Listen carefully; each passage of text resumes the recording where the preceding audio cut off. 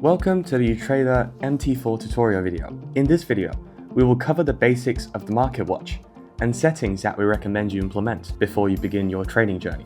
Let's start by right-clicking on the market watch section and select Show All.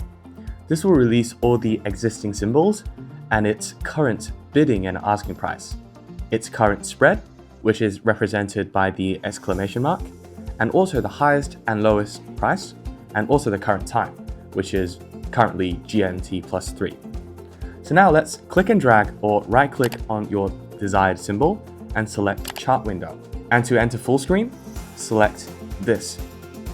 Now, you would probably want to customize your chart window. So to do that, right click on your chart window and select properties.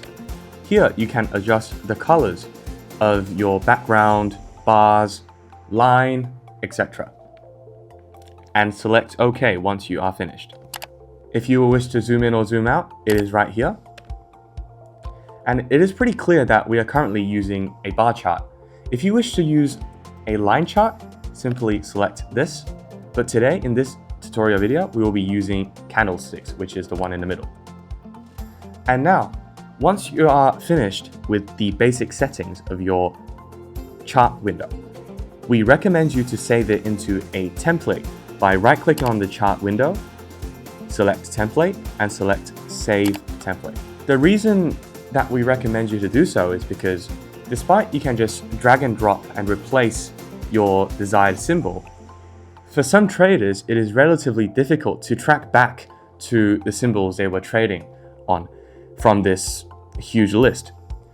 So some traders will wish to add a new symbol by clicking Windows, New Window, and select the desired symbols here. And with this method, all the symbols that you have selected will be documented under the chart window, so it is easier to access. However, the only downside to it is that the settings will return back to default.